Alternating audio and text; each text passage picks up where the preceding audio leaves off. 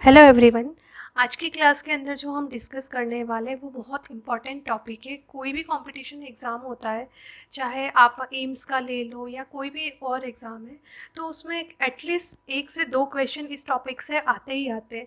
तो आज जो टॉपिक हम स्टडी करने वाले हैं उसका नाम है conduction system of the heart.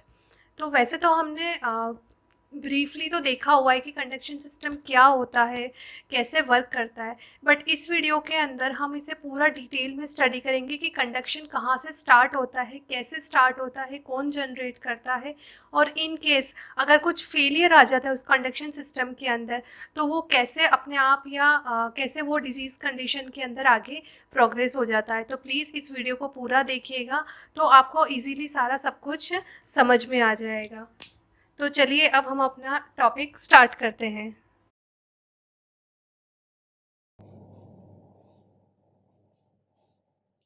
ठीक है, जैसे हमने हमारे लास्ट टॉपिक के अंदर या हमारे लास्ट वीडियो के अंदर डिस्कस किया था कि जो एट्रियम और वेंट्रिकल्स हैं उनके बीच में क्या होते हैं, वॉल्व्स प्रेजेंट होते हैं। जो हमने पढ़े थे कौन कौन से थे, एक बाइकस्पिड वॉल्व था और एक ट्राइकस्पिड वॉल्व था। तो उन वॉल्व्स के बारे में हम थोड़ा सा डिटेल में यहाँ पर स्टडी करेंगे। तो बेसिकली होता क्या है, जो ये वॉल्व्स होते हैं वो किसके बने होते हैं, कनेक्टिव टिश्यू से बने होते हैं। ठीक है,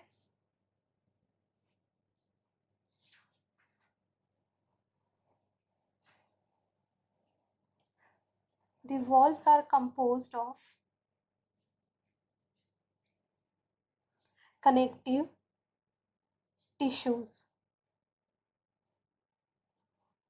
ठीक है, एक बेसिक चीज क्या होती है, वॉल्व्स क्या करते हैं, वॉल्व्स जो होते हैं वो एट्रियम से वेंट्रिकल के अंदर जो ब्लड फ्लो हो रहा है, ठीक है, उसके बैक फ्लो को क्या करेंगे, प्रिवेंट करेंगे। ठीक है, तो ये क्या मेन जो हम बोल सकते हैं, क्या बोल सकते हैं कि ये वन वे फ्लो करवाएगा, किसका, ब्लड का वन वे फ्लो करवाएगा। ठीक है, तो ये क्या करते हैं, it ensures one way flow of one way flow of blood and prevent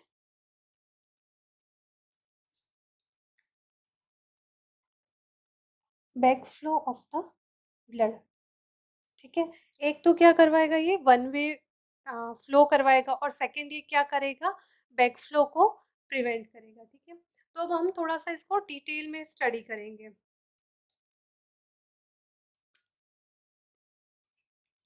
valves जो है वो दो तरह के वॉल्व्स होते हैं।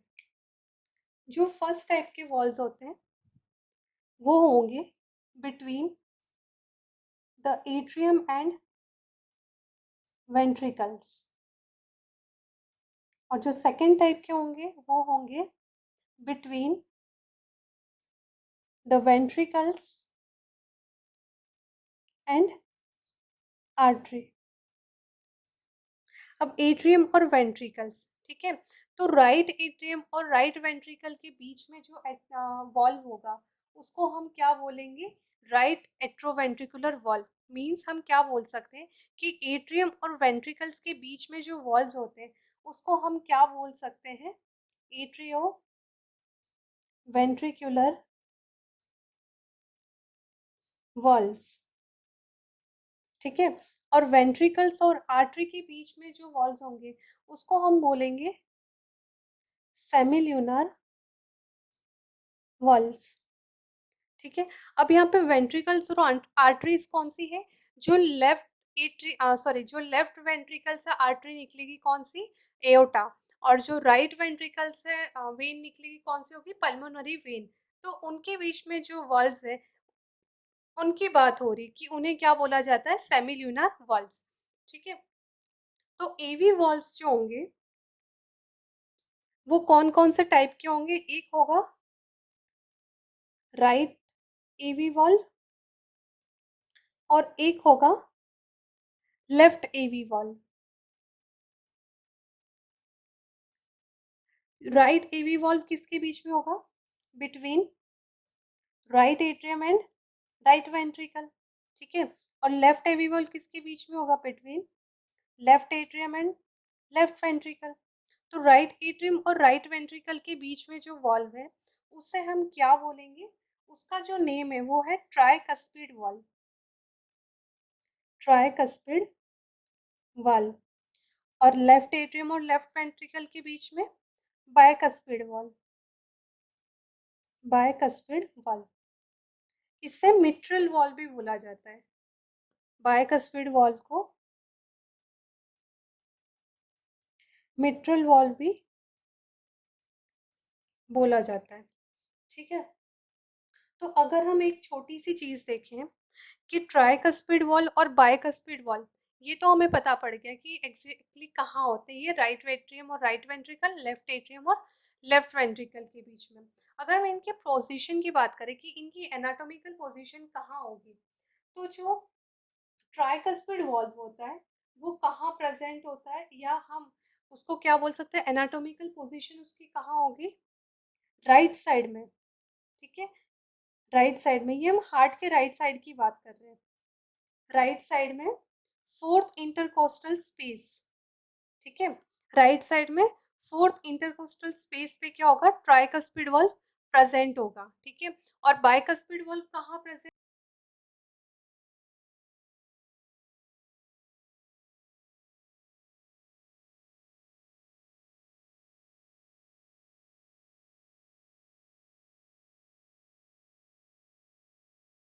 स्पेस पे, कहाँ पे, राइट साइड में।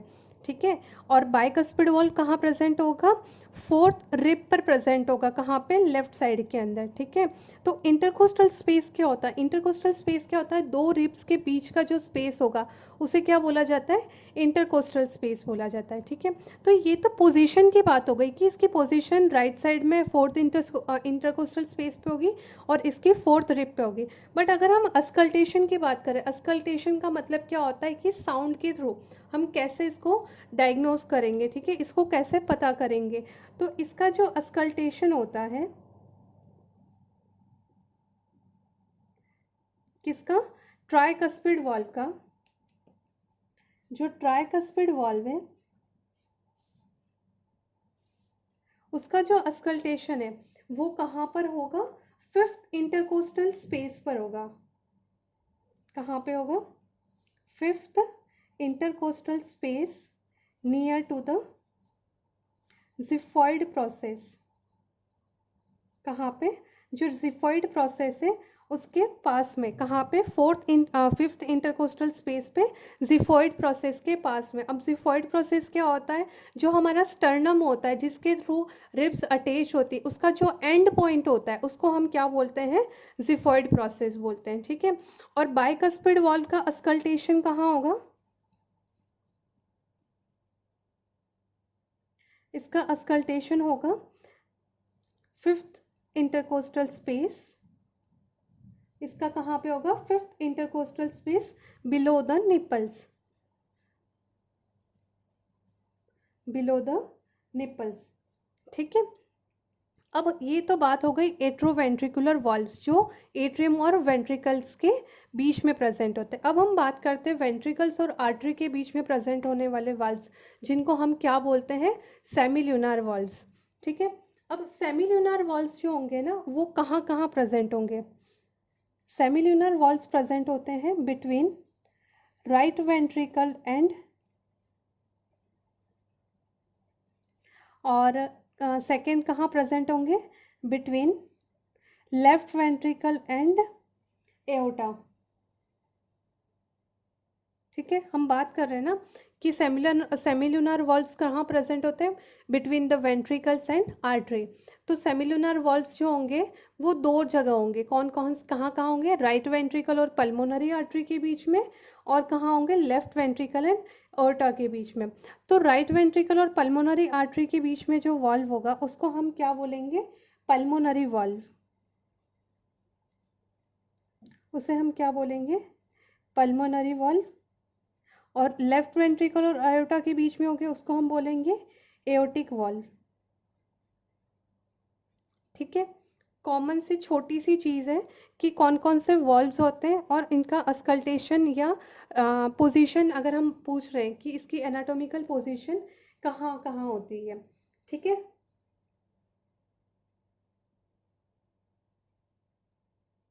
अब एक छोटा सा टॉपिक है, अगर हम इससे रिलेटेड डिजीज़ पोर्शन की बात करते हैं, किससे रिलेटेड, वॉल्व्स जो हैं हमारे हार्ट के, जो वॉल्व्स हैं उनसे रिलेटेड डिजीज़ पोर्शन की बात करते हैं, तो 3-4 पॉइंट्स आते हैं। सबसे पहला होता है स्टीनोसिस ऑफ वॉल्व। जो फर्स्ट टॉपिक है वो है स्टीनोसिस ऑफ वॉल्व। स्टीनोसिस का मतलब होता है नेरोइंग या हार्डनिंग हो सकता है, ठीक है। क्या होता है कि जो वॉल्व्स होते हैं जब वो कंप्लीटली क्या नहीं हो पाएंगे, ओपन नहीं हो पाएंगे, तो उसको हम क्या, उस कंडीशन को हम क्या बोलेंगे, stenosis of valve. Stenosis of valve is a condition where there is a failure of heart valve to open fully, ठीक है। इसको हम हार्डनिंग भी बोल सकते हैं। Failure of valve to open fully, जब जो वॉल्व्स हैं वो कंप्लीटली क्या नहीं हो पाएंगे, ओपन नहीं हो पाएंगे, उस कंडीशन को हम क्या बोलेंगे, स्टीनोसिस। इसको हम और भी क्या बोल सकते हैं, हार्डनिंग, ठीक है। एक सेकंड कंडीशन होती है इनसफिशिएंसी और इनकम्पिटेंसी।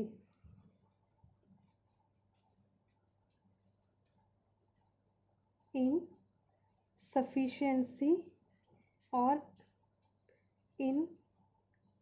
इनकम्पिटेंसी, इनसफिशिएंसी और incompetency.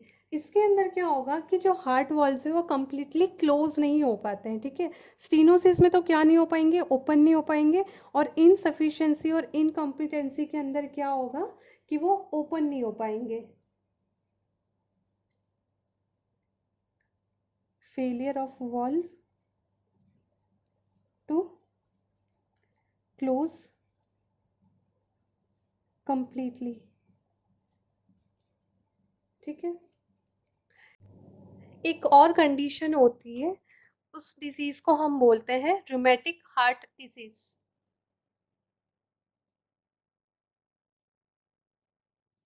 Rheumatic heart disease, RHD. अब इसमें क्या होता है, जैसे कि हमको पता है कि जब भी हमारी बॉडी के अंदर एंटीजन एंटर होगा तो उसके अगेंस्ट में हमारी बॉडी क्या डेवलप करेगी, एंटीबॉडीज डेवलप करेगी। तो इस डिजीज कंडीशन के अंदर क्या होता है कि एक एंटीजन हमारी बॉडी के अंदर एंटर होता है, तो उसके अगेंस्ट में हमारी बॉडी क्या बनाती है, एंटीबॉडीज बनाती है। तो वो जो एंटीबॉडीज होती हैं वो क्या करती है, जो हमारे हार्ट के वॉल्व्स होते हैं उनको क्या कर देता है, डैमेज कर देता है, ठीक है। तो कौन सा एंटीजन होता है, स्ट्रेप्टोकोकल, स्ट्रेप्टोकोकल इन्फेक्शन, ठीक है। ये स्ट्रेप्टोकोकल इन्फेक्शन क्या करता है, प्रोड्यूस एंटीबॉडीज। ये क्या करेगा, एंटीबॉडीज प्रोड्यूस करता है, ठीक है। मतलब कि ये क्या है, एंटीजन है, उसके अगेंस्ट में क्या बनी, एंटीबॉडी बनी, ठीक है। तो ये एंटीबॉडीज क्या करेंगी, हार्ट वॉल्व्स को डैमेज करेगी, डैमेज दी हार्ट वॉल्व्स, ठीक है। और स्पेशली कौन से वॉल्व्स को ये डैमेज करती है, एक तो होता है mitral valve and aortic valve. Majorly क्या करते हैं, इन दोनों वॉल्व्स को ये एंटीबॉडीज डैमेज करती हैं, ठीक है। छोटी सी डिजीज कंडीशन है, बस इतना पता होना चाहिए कि कौन सा इन्फेक्शन है और किस वजह से क्या हो रहा है, इसके अंदर वॉल्व्स का डैमेज हो रहा है, ठीक है। अब जो हम नेक्स्ट टॉपिक पढ़ रहे हैं वो बहुत ही इंपॉर्टेंट है।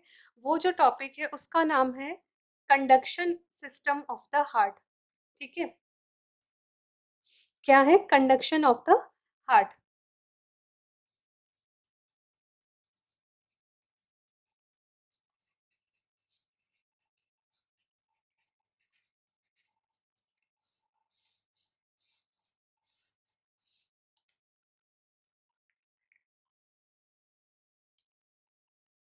कंडक्शन का मीन्स क्या होता है, इसको अगर हम सिंपल इजी लैंग्वेज में बताए कि कंडक्शन सिस्टम का मतलब क्या होता है। इसका इजी लैंग्वेज में मीनिंग होता है कि इलेक्ट्रिकल इम्पल्स क्या होती है, जनरेट होती है, और क्या होती है, वेव ऑफ कॉन्ट्रैक्शन। मतलब कि हम ऐसे बता सकते हैं कि जो हमारे वेंट्रिकल्स है उनमें कैसे कॉन्ट्रैक्शन हो रहा है, कैसे रिलैक्सेशन हो रहा है।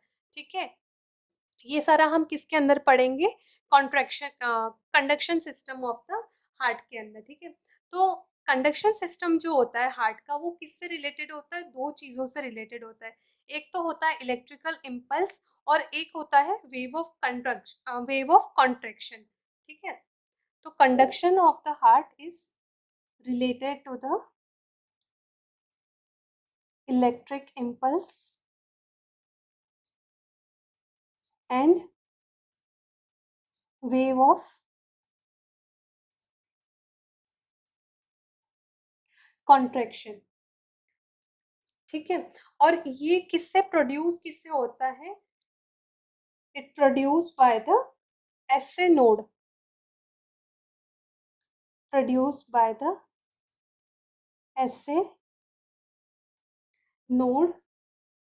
और ये किसके लिए रिस्पॉन्सिबल होता है, responsible for the pumping action of blood, responsible for the pumping action of the blood. ठीक है, तो अब हम कंडक्शन जो है उसको हम थोड़ा सा डिटेल के अंदर स्टडी करेंगे।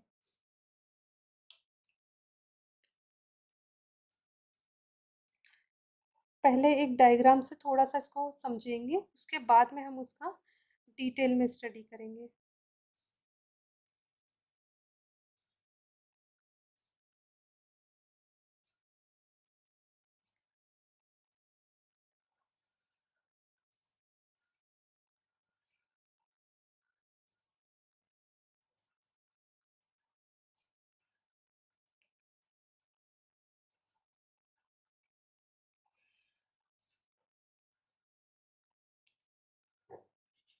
ये है right atrium, right ventricle, left atrium, left ventricle.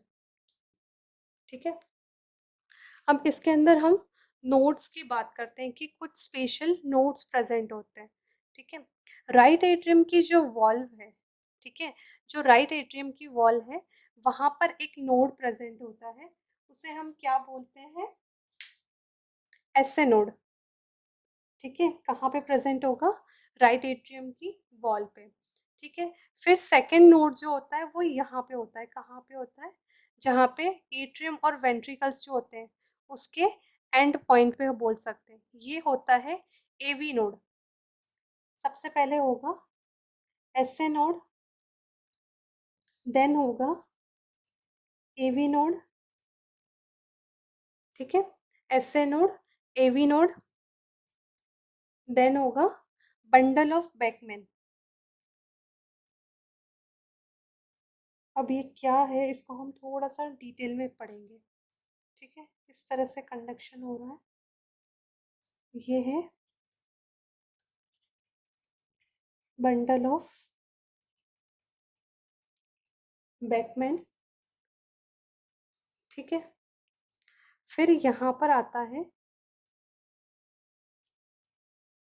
Bundle of his, या फिर हम उसको बोल सकते हैं एवी बंडल, एट्रोवेंट्रिकुलर बंडल भी हम उसको बोल सकते हैं। और ये जो बंडल ऑफ हिज है आगे जाके टर्मिनेट हो जाता है किसमें, परकिंजे फाइबर्स में, इस तरह से। ये जो परकिंजे फाइबर्स होते हैं ये वेंट्रिकल्स के पोस्टीरियर साइड में होंगे, परकिंजे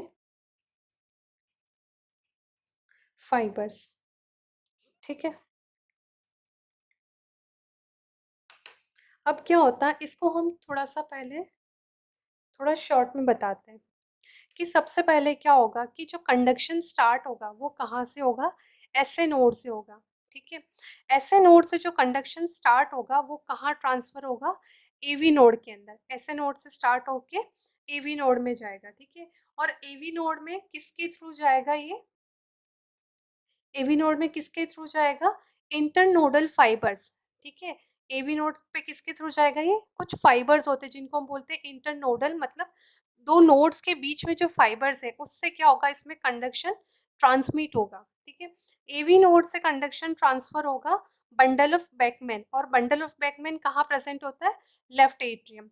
यहाँ पर क्या होगा कि जो वेव ऑफ कॉन्ट्रैक्शन है वो एवी नोड से बंडल ऑफ बेकमैन में जाएगा और रिटर्न होगा कहाँ पे? एवी नोड पे, ठीक है। तो ये जो प्रोसेस होता है कि एवी नोड से स्टार्ट होके पूरा लेफ्ट एट्रियम ये कवर करके वापस एवी नोड पे रिटर्न होगा, ठीक है। तो उसमें क्या बोलते हैं कि हम एवी नोड पे जो कॉन्ट्रैक्शन होता है वो 0.1 सेकेंड के लिए होल्ड हो रहा है, ठीक है। क्या बोलते हैं उसको? 0.1 सेकेंड के लिए क्या करता है? ये होल्ड करता है। तो ये होल्ड और कुछ नहीं है कि एवी नोड से कहाँ जा रहा है? बंडल ऑफ बेकमैन में, इसी को होल्डिंग बोला जाता है, ठीक है। एवी नोड से फिर ये आएगा बंडल ऑफ हिज में, और बंडल ऑफ हिज कहाँ प्रेजेंट होता है? इंटरवेंट्रिकुलर जो सेप्टम है, दो वेंट्रिकल्स के बीच में जो सेप्टम है वहां पे, और आगे जाके ये टर्मिनेट हो जाता है परकिंजे फाइबर्स में। जब परकिंजे फाइबर्स के अंदर आके क्या हो रहा है? टर्मिनेट हो रहा है, एंड हो रहा है, तो क्या होगा यहाँ पे? दोनों वेंट्रिकल्स का कॉन्ट्रैक्शन होगा, ठीक है। क्या होगा? कॉन्ट्रैक्शन होगा। अब इसको हम थोड़ा सा डिटेल में स्टडी करेंगे।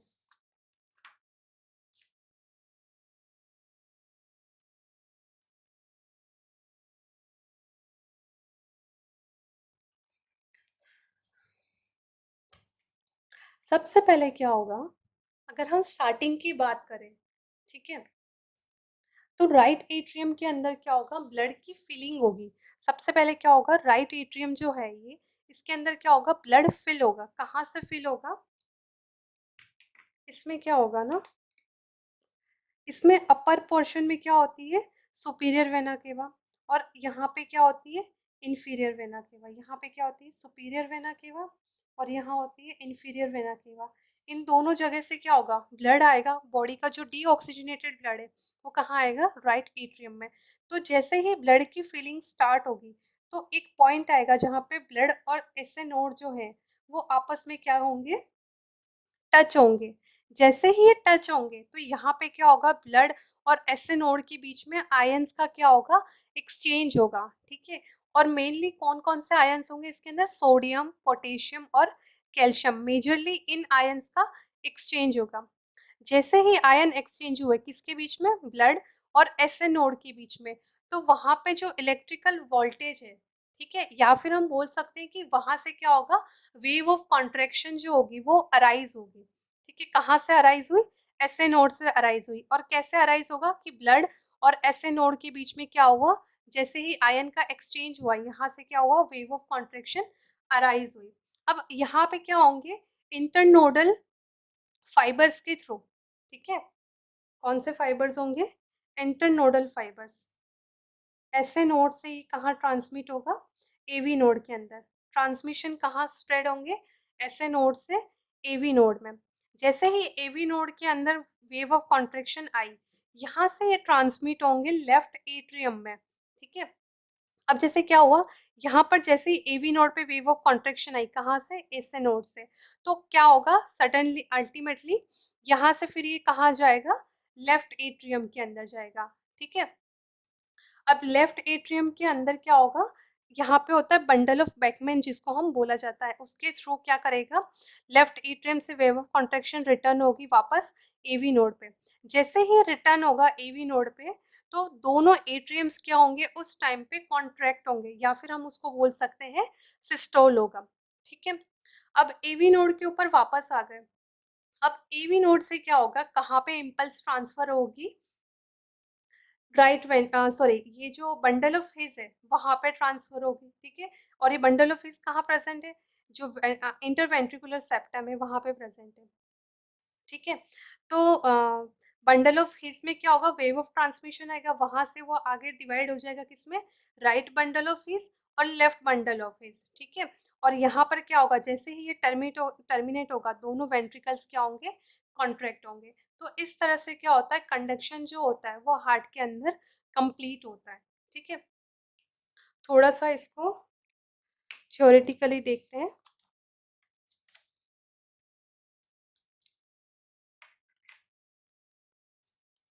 सबसे पहले क्या होगा, blood filling in right atrium. ठीक है, राइट एट्रियम के अंदर क्या होगा, ब्लड फिलिंग होगी। फिर ब्लड लेवल कहाँ जाएगा, blood level reach S A node. ठीक है, जो एसए नोड है, और एसए नोड कहाँ प्रेजेंट होता है, in the wall of right atrium. ठीक है, एक और चीज है, एसए नोड को हम क्या बोलते हैं, पेसमेकर्स भी बोलते हैं, नेचुरल पेसमेकर। इसे क्या बोलते हैं हम, नेचुरल पेसमेकर। मीन्स कि वेव ऑफ कॉन्ट्रेक्शन क्या हो रही है, यहाँ से स्टार्ट हो रही है, इसीलिए इसको पेसमेकर ऑफ द हार्ट बोला जाता है। ठीक है, ब्लड राइट एट्रियम से क्या हो गया, वहां पे एसए नोड की लेवल तक गया। वहां पे जाने के बाद में क्या होगा, आयन एक्सचेंज होगा,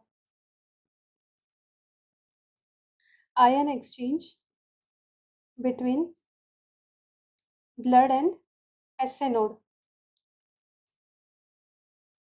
और मेनली कौन कौन से आयन एक्सचेंज होंगे, सोडियम, पोटेशियम एंड कैल्शियम। ठीक है, जैसे ही आयन एक्सचेंज होगा तो क्या होगा, इलेक्ट्रिकल वोल्टेज क्या हो जाएगा, इसका चेंज हो जाएगा, और या फिर हम बोल सकते हैं वहां पे वेव ऑफ कॉन्ट्रेक्शन अराइज हो जाएगा, wave of contraction arise from SA node. ठीक है, एसए नोड से वेव ऑफ कॉन्ट्रेक्शन स्टार्ट हो जाएगा। एसए नोड से वो कहाँ ट्रांसफर होगा, SA node to AV node. ठीक है, कहाँ होगा, एसए नोड से एवी नोड, और किसके थ्रू होगा, बाय इंटरनोडल फाइबर्स। ठीक है, और एवी नोड की अगर हम बात करें कि एवी नोड कहाँ प्रेजेंट होता है, कोच ट्राइंगल। जो हमने बोला था कि राइट एट्रियम के बिलो साइड पे क्या होता है, एवी नोड प्रेजेंट होता है। इस पोजीशन को हम क्या बोलते हैं, कोच ट्राइंगल। इसको हम बोल सकते हैं कोच ट्राइंगल। ठीक है, ऐसे नोड से कॉन्ट्रेक्शन कहाँ आया, एवी नोड के अंदर। ठीक है, तो जैसे ही एवी नोड के अंदर आएगा तो राइट एट्रियम सबसे पहले क्या होगा, कॉन्ट्रैक्ट होगा। राइट एट्रियम क्या होगा, कॉन्ट्रैक्ट, या हम उसको बोल सकते हैं सिस्टोल। ठीक है, ऐसे नोड से किस पे आया, एवी नोड, और क्या हुआ, कॉन्ट्रैक्शन हुआ। अब एवी नोड से ये जो इम्पल्स है ये कहाँ ट्रांसफर होगी, AV node to bundle of Bachmann. और बंडल ऑफ बैकमैन कहाँ प्रेजेंट है, लेफ्ट एट्रियम के अंदर। तो इससे क्या होगा फिर, लेफ्ट एट्रियम कॉन्ट्रैक्ट करेगा या सिस्टोल होगा। ठीक है, अब क्या होगा, फिर से क्या होगा कि जो बंडल ऑफ बैकमैन है वहां से कहाँ रिटर्न होगी, ये फिर से इम्पल्स एवी नोड पे आएगी। ठीक है, impulse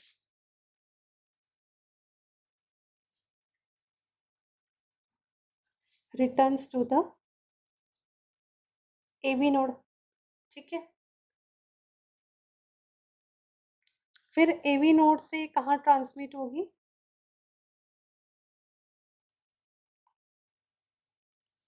bundle of his pay. ठीक है, और बंडल ऑफ हिज कहाँ प्रेजेंट होता है, इंटरवेंट्रिकुलर सेप्टम पे। इंटर वेंट्रिकुलर सेप्टम, जो दो वेंट्रिकल्स है उसके सेप्टम में क्या प्रेजेंट होगा, बंडल ऑफ हिज। ठीक है, वहां से वो डिवाइड हो जाएगा, right bundle of his and left bundle of his.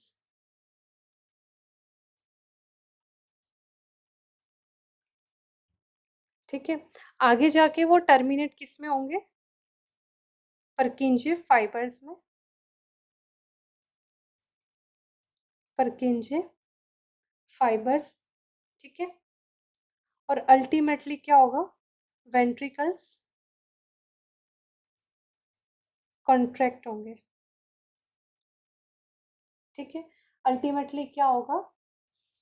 Ventricles contract होंगे, ठीक है। छोटी सी चीज है ये। परकिंजे फाइबर्स की अगर हम बात करें तो वो कहाँ प्रेजेंट होते हैं? वेंट्रिकल्स की वॉल में। कहाँ प्रेजेंट होंगी? Wall of ventricles. तो इसके अंदर जो हमें याद करने की या ध्यान रखने की जो चीज़ है वो क्या है? एक तो हम ऐसे नोड को क्या बोलते हैं? नेचुरल पेसमेकर बोलते हैं, ठीक है। यहाँ पे क्या होता है? एवी नोड से बंडल ऑफ बेकमैन में जाएगा और वहां पे कितना 0.1 सेकेंड के लिए वो होल्ड करेगा, ठीक है। और ऐसा कुछ मेजर इसके अंदर है नहीं, ठीक है। हाँ, अब एक छोटी सी चीज आती है कि ऐसे नोड जो है, क्या है? ऐसे नोड जो है वो हमेशा इम्पल्स को जनरेट करेगा, ठीक है। हमेशा इम्पल्स का जनरेशन कहाँ से होगा? ऐसे नोड से होगा। और कितने बीट पे होगा?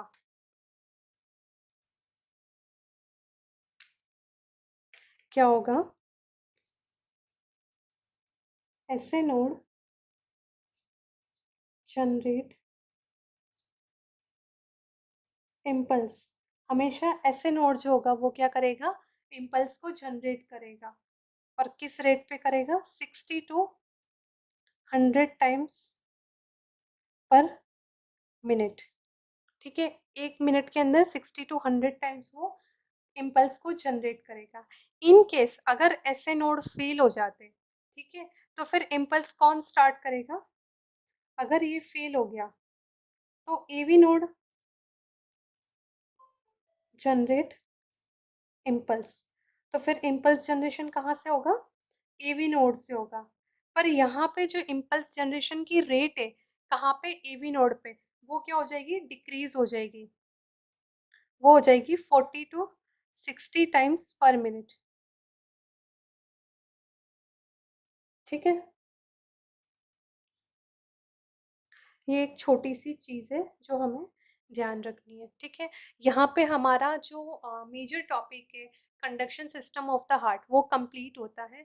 अब नेक्स्ट जो होगा हम यहाँ से डिजीज पोर्शन स्टार्ट करेंगे। एनाटॉमी के अंदर इतना कुछ और कुछ बचता नहीं है, ठीक है। तो अब हम इसके बाद में डिजीज पोर्शन स्टार्ट करेंगे। तो उसके लिए आगे मेरे वीडियोस को ज़रूर देखिए और इस वीडियो को लाइक करें, शेयर करें और मेरे इस चैनल को सब्सक्राइब करें। Thank you.